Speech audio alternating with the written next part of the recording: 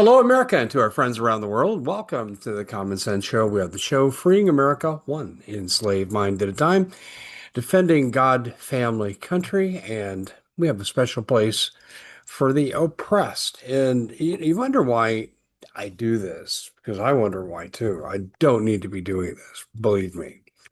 I was the victim of government overreach, government attempted theft, like what's happening right now to many homeowners across the country because of data centers.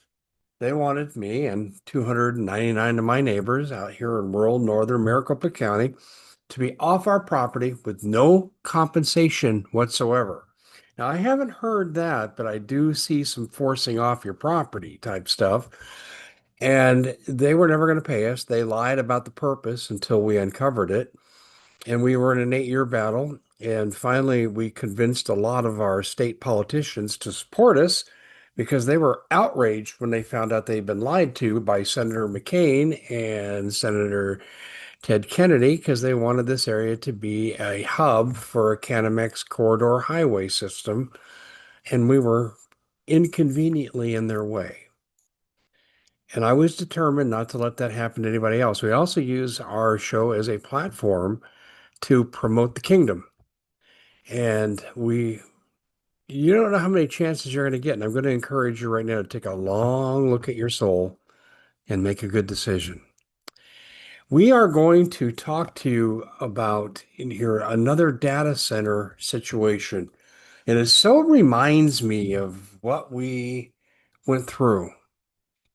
So reminds me of the misery that's spreading to millions of people on the unregulated um, dedication this government has to data centers at the expense of everybody nearby. Nearby. Like, I'll give you one example. Our electricity rates here in Arizona went up 17% from Arizona Public Service, 17% in 1 year.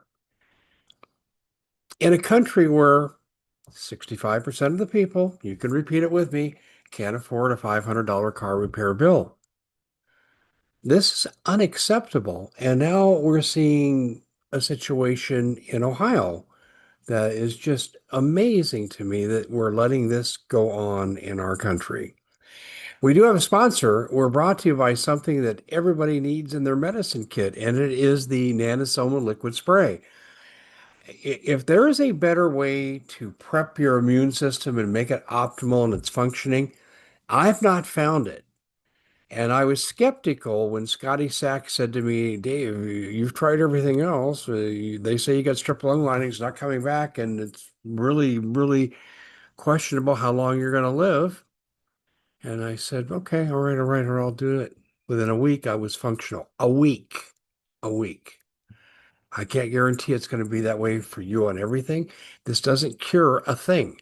What it does do is it boosts your immune system, and they describe how that affects the vitamin C, vitamin D, vitamin A, lengthens the telomeres, and that's all described for you at iwantmyhealthback.com/Dave Hodges. iwantmyhealthback.com/Dave Hodges.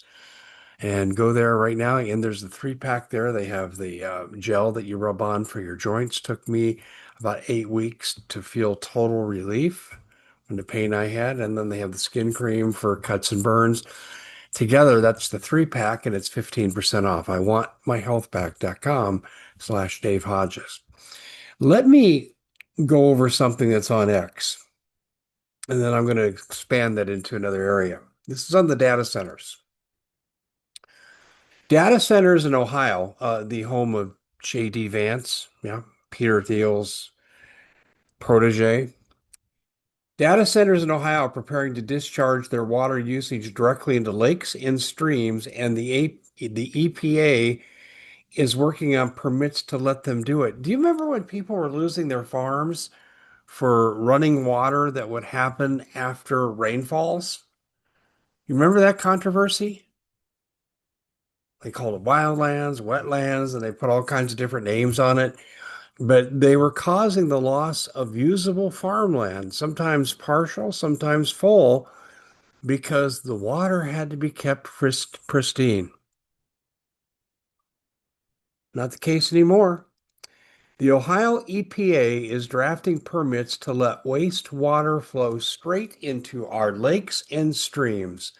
5-year permits, no guarantee of a sewage treatment plant on site, just straight into the river if that's what's nearby. Are you kidding me?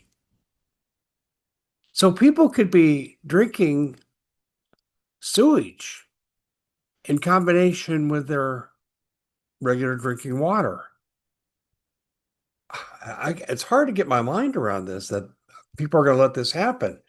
This is very real. The EPA is actually doing this, and there are concerns. Let me give you the concerns here. We'll get real scientific with you for a second here. Thermal pollution. Hot water can harm aquatic life. Chemicals, potential for biocides, metals, and other additives. Hello. These people who are making these decisions probably won't live to see this, but 5, 10, 15 years down the road, this is cancer cluster material.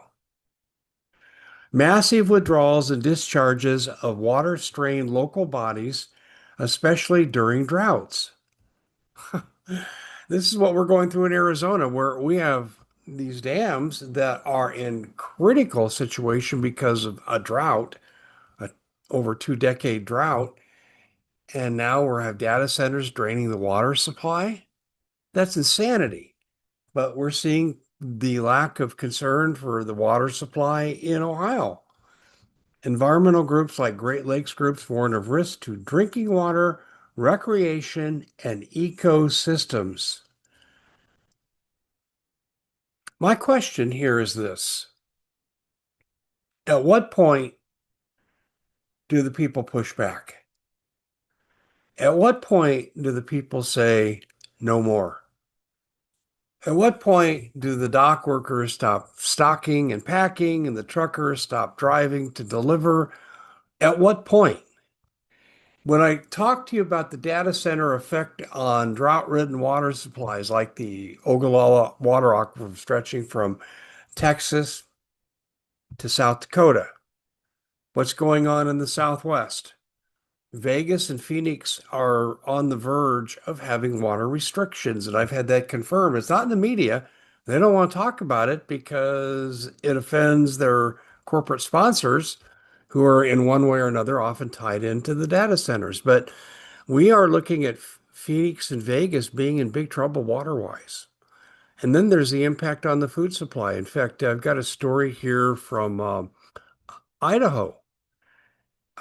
Same thing. First of all, they had low snow runoff in Idaho for their water supply. And on top of that, data centers going in, draining the existing water supply. And there are hundreds of thousands of farmable acres that are being abandoned by the farmers because they don't have the water to irrigate. Are you kidding me? This is absolutely amazing to me that this would happen. And, if you look at just what are good principles of leadership, and the Bible covers this so well, what did Jesus do not too long before the crucifixion? Wash the feet of the disciples. And his example was very metaphorical and maybe even literal, that leaders are to serve, not to take campaign donations and kickbacks and allow people to get away with really uncivilized, immoral behavior. And I think when you're draining down the water supply and it could affect the lifestyle of people, it's immoral. Can you imagine not having enough electricity out of Hoover Dam, Glen Canyon Dam, Lake Mead, and people in Vegas and Phoenix don't have the energy to run their air conditioners when it's 115 degrees? Here in Arizona, we have laws that really protect people from the heat when they don't have air conditioning. Are we just going to throw those laws away? And what about the health of the people of Ohio? And what about the food supply coming out of Idaho? This is significant to our food supply. And it's like data centers at all costs. We don't care about the environment. We don't care about public health. We don't care about electricity. We don't care about the water supply.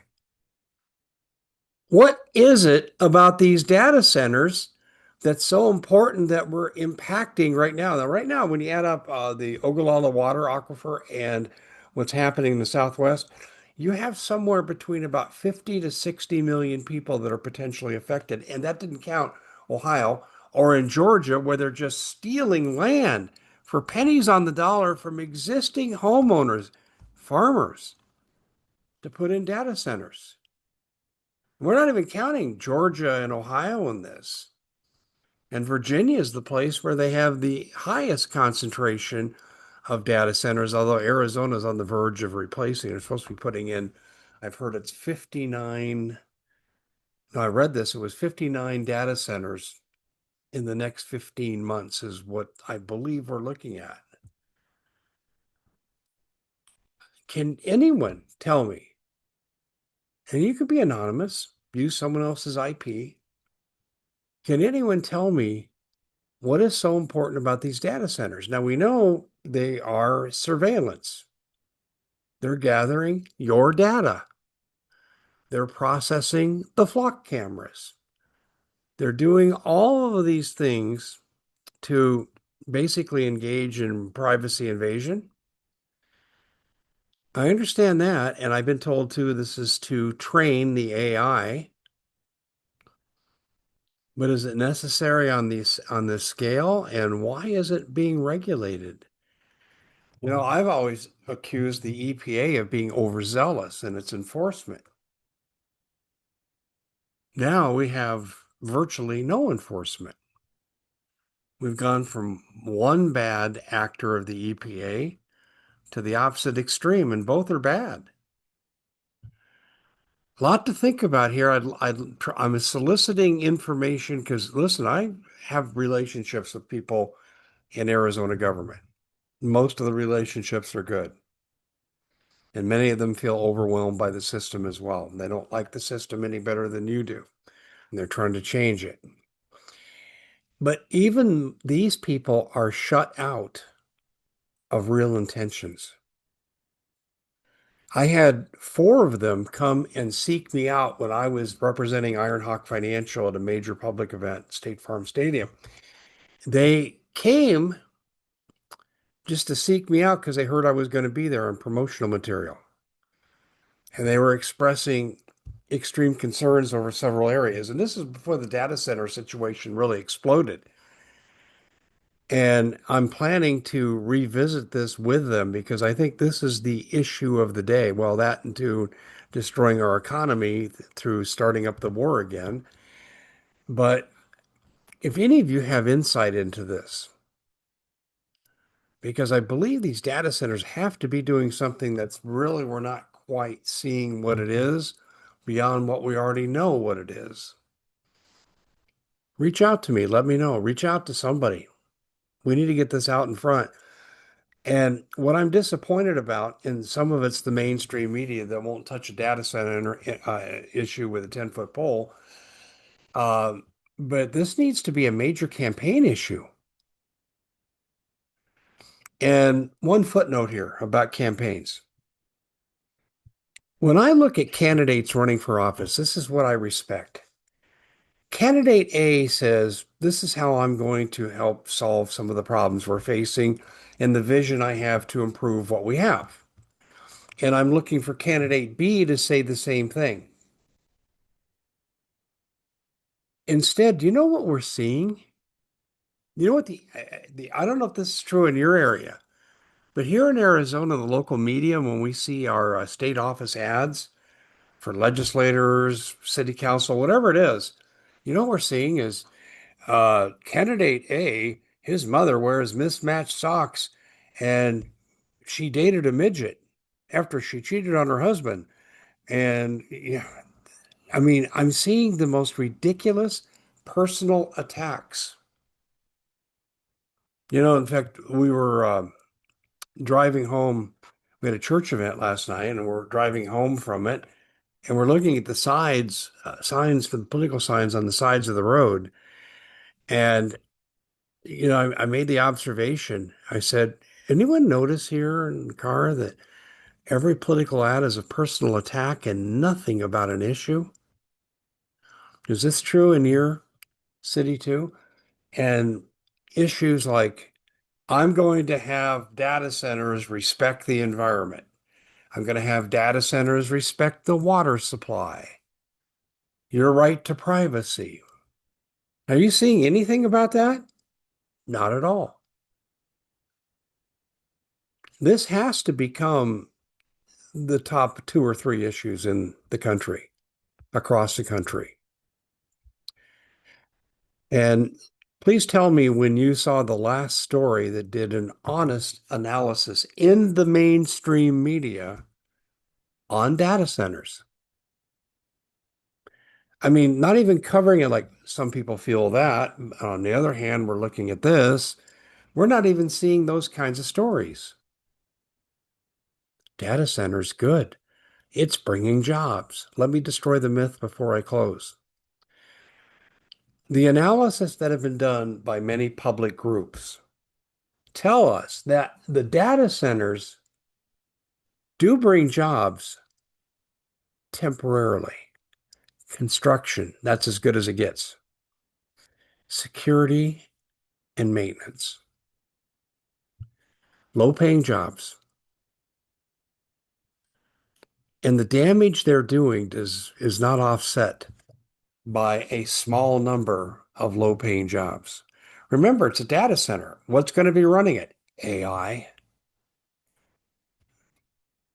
You only need support people, like the custodian that cleans your child's classroom at the end of the day. This is insane. And we better wake up and get a handle on this right now. And if you can't change the issue, then you have to change the people. And this is why we've got to make this a political issue right now. And if you go back to, okay, so Dave, you talk a lot about God. All right. Again, I'll go back to what I said earlier. Leaders are supposed to be servants. Do you feel that you're represented in the government structure we have today? And I have covered this time and time again. You can't have corporate money or foreign money in campaigns. You can't let the biggest spender always win. So you have to have publicly run campaigns with limits that are strict with strict penalties.